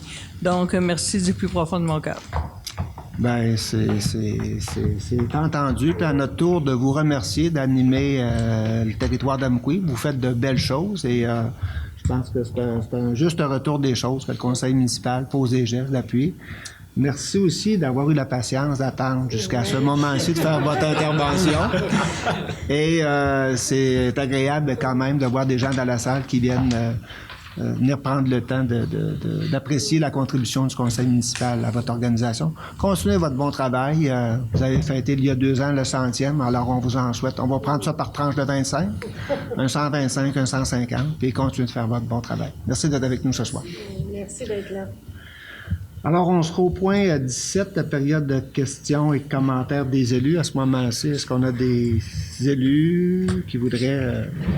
Peut-être juste un petit Oui, commentaire. allez-y, monsieur. Jeudi dernier, j'ai eu l'occasion d'assister au gala que l'école Saint-Ursule organise, l'école primaire, un spectacle. C'était de toute beauté. Nos jeunes, j'ai vu là des jeunes là, allumés, puis vraiment bons. Puis je voudrais aussi un petit clin d'œil aux enseignantes qui ont organisé toute cette activité. C'était vraiment bien, c'était beau, puis je tenais à le mentionner, puis à féliciter ces jeunes-là puis les organisateurs pour le bel événement. Est-ce que ça se passait du côté de la salle de spectacle Jean Cossette? Exact. Ah oui, Puis c'était complet. Il n'y avait pas un siège de libre. Alors, c'est bien. Félicitations à tout le groupe. J'espère que vous n'oubliez pas dans vos notes. Pas celle-là. Oui. Moi, j'ai un petit mot aussi pour la semaine de relâche qui va être du 2 au 5 mars. Il y a une belle programmation qui est quand même organisée par Diffusion Mordicus. Mais cette année, il y a aussi une belle collaboration avec notre responsable de bibliothèque ici, Mike Roy, qui, dans la programmation, on a la journée le mercredi 4 mars à la bibliothèque Madeleine Gagnon. À compter de 15 heures, il va y avoir Maria Caneloni qui nous fait chanter et danser en racontant ses aventures. Fait que c'est gratuit. Les gens peuvent se présenter à la bibliothèque. Et aussi, il y a des spéciales pour lors des spectacles qui vont avoir lieu à la salle Jean Cossette. C'est que les spectacles sont à 14 heures, mais à compter de 13 heures, il va y avoir... les gens vont pouvoir arriver plus tôt, puis il va y avoir un endroit de réservé pour si les gens veulent faire de la lecture. Et encore là, Mike Roy, ici à la bibliothèque, a choisi des livres tout spéciaux que les gens vont pouvoir lire sur place. Fait que j'invite les gens à participer à cette activité culturelle quand même. Puis je remercie Mike aussi de sa belle collaboration. Juste faire du pouce peut-être sur ce qui va se passer dans la semaine de relâche. Il y a peut-être des gens qui veulent nous parler. On va aller prendre l'air aussi, hein? Un bel événement. En fait, ça va être lancé mercredi. Mais c'est correct, on peut en parler un petit peu. On en parle ce soir, mais ça sera déjà sorti dans les médias quand ça sera diffusé. Oui. Allons-y. Le samedi, le dernier samedi de la semaine de relâche, nous allons revenir avec la journée d'hiver d'Amkoui. Qui va se tenir encore une fois cette année pour une deuxième année à Val-d'Irène. Donc, on invite toute la population de la ville d'Amkoui à se présenter. On a des belles gratuités pour vous sur le même thème que l'année dernière. Donc, on a des choses à vous donner aussi et à vous faire partager le plein air. Donc, on a, avec l'URLS, entre autres, on a eu une belle petite subvention pour faire profiter à notre population le plein air. Donc, c'est un rendez-vous, on va être présent. Donc, certains des élus aussi vont être avec nous. Donc, on a une belle programmation que vous pourrez aller consulter dans votre journaux locaux et aussi sur notre page Facebook. Donc, on vous invite à regarder ça attentivement et on va se voir là-bas. Très bien. Alors, on a une semaine de relâche bien garnie. Autre commentaire des élus en regard de cette séance-ci? Rendez-vous au Parc Rostan. Oui, la glace. Il y a de la belle glace, il fait beau. Il y a du monde qui participe beaucoup aussi. Il y a beaucoup de personnes qui vont patiner avec les jeunes enfants. C'est une très belle place pour s'amuser. Parc Rostan, n'oubliez pas. Parc Rostan. Si vous voulez marcher, Parc Pierre et Maurice Gagné. Alors, c'est plein d'activités dans le fond. On a un bel hiver. Le parc est très bien entretenu cette année, comme l'an passé, mais c'est comme en été, on marche. C'est très bien. Alors, je ne sais pas, monsieur le maire, si c'est parce que on a parlé de la prochaine élection municipale en 2021, mais on a l'impression qu'il y a des gens qui ont déjà amorcé leur campagne. Non, c'est parce que les conseillers ici, ils marchent. C'est ça. C'est juste ça. Bien, un autobus. on va reprendre les éléments de notre séance, vous êtes d'accord? On va se concentrer sur le mandat actuel. Sur un ton peut-être un peu moins joyeux dans ce cas-ci, on a appris la semaine dernière la fermeture de la boulangerie Lévesque, donc l'institution du côté d'Amqui, là, et c'est une transaction. Donc, la boulangerie Lévesque avait passé à des intérêts du côté d'entrepreneurs à Rivière-du-Loup, une transaction qui s'était faite en 2018. Et à ce moment-là, lors de la transaction, ce qu'on comprenait des intentions de ce promoteur-là, c'était de maintenir les activités du côté d'Amqui et même avoir des volets d'expansion. Alors, lorsqu'on a appris la semaine dernière la fermeture de la boulangerie Lévesque, on a été surpris de cette décision-là qui n'était absolument pas dans les plans, dans les intentions qu'on connaissait de cette entreprise-là. Donc, l'entreprise Gagne-Pain, qui a décidé de rapatrier l'ensemble de ses activités du côté de Saint-Cyprien et de Rivière-du-Loup. On a tenté de rejoindre le propriétaire de l'entreprise. Évidemment, on est sans retour d'appel. Donc, du jour au lendemain, la clé s'est mise dans la porte de la boulangerie Lévesque. Alors, c'est une mauvaise nouvelle, bien sûr, pour Amqui, mais également là, pour les employés qui y travaillaient ou des emplois en lien avec cette activité-là. Alors, on tentera d'en savoir davantage, quelles sont les intentions du côté du bâtiment, etc. Mais voilà, c'est pas une belle journée pour la ville d'Amqui, ni pour les employés qui y œuvraient. On va souhaiter qu'ils retrouvent des emplois dans des domaines, mais en même temps, alors, si on a un promoteur qui a fait le choix d'aller rapatrier ses activités du côté de l'ouest du territoire bas-laurentien, on lance l'invitation aux entrepreneurs qui, eux, ont des projets pour Amqui. Bien évidemment, on a le service de développement qui est prêt à les accueillir, à vous aider à réaliser vos projets du côté d'Amqui. Alors, on va accepter cette fausse note-là, mais gardons à l'esprit qu'on a la volonté, comme conseil municipal, d'accueillir des entreprises et de les permettre de se développer sur notre territoire. On a encore cette volonté-là. Alors, on en perd une, mais on va travailler à récupérer et à recomposer avec ceux qui veulent être en affaires du côté d'Amqui. On va les accompagner. Alors, voilà. Mais cela étant, une pensée là, pour les employés. On parlait à l'origine en 2018, je ne sais pas si on était encore à une quinzaine d'employés. On n'a pas réussi à avoir le chiffre des dernières semaines, là, mais il y avait quand même un certain nombre d'employés qui avaient maintenu le flambeau pour garder la boulangerie Lévesque, là, pour les gens d'Amqui, puis même pour les gens de la Matapédia, ben c'est les brioches et un certain nombre on déborde là, de la boulangerie du pain. Il y avait un certain nombre de desserts qui faisaient la fierté de cette entreprise-là. Oui, alors voilà. Donc, ça sera peut-être une opportunité pour d'autres qui travaillent dans le domaine de reprendre cet espace-là que Gagne-Pain a fait le choix de rapatrier du côté ouest du Bas-Saint-Laurent. Voilà. Sinon, ben, je pense que le message a été lancé. Oui, M. Jonathan, vous voulez ajouter? Oui, en effet, tu as quitté avec une bonne note. Dans le cadre de l'année 2019, à l'été, on avait sondé la population au niveau de la politique familiale municipale. Donc, tout le travail qui est effectué, donc la collecte d'informations, aboutit à une politique municipale, familiale municipale, qui va être dévoilée lors de la semaine de relâche. On a une activité qui se passe à la salle communautaire jeudi le 5 mars. Et donc, on va faire le lancement de la politique municipale, familiale municipale, le 5 mars dans l'avant-midi à la salle 122. À mon souvenir, si je me souviens, c'est à 9h30. Donc, on a un communiqué de presse qui s'en vient, qui va sortir prochainement. Donc, on invite toute la population à se présenter. Donc, tout à l'heure, on a fait des demandes de subventions, entre autres, qui cadrent dans certains axes et actions qui vont ressortir dans la politique familiale municipale. Donc, on invite la population à se présenter et s'ils veulent s'impliquer dans le mouvement, ils vont pouvoir le faire. Donc, c'est une invitation. Bon rappel, M. Jonathan. Donc, on se donne rendez-vous pour la présentation politique familiale avec l'invitation aux médias qui va être adressée dans une invitation qui va se faire au cours des prochains jours, mais déjà mettre à l'agenda. Jeudi 5 mars, 9h30, du côté de la salle. 122. 122, voilà. Autre élément d'information pour le bénéfice de nos citoyens et citoyennes. Sinon, nous, on se dit rendez-vous pour une prochaine séance le 16 mars 2020. Cela étant, je vais prendre une proposition pour la levée de l'Assemblée. Propose, M. le maire. M. Gide, vous proposez et vous êtes appuyé par J'appuie. M. Michel. Alors, voilà qui met fin à notre séance du 17 février. Au plaisir de vous retrouver le 16 mars prochain.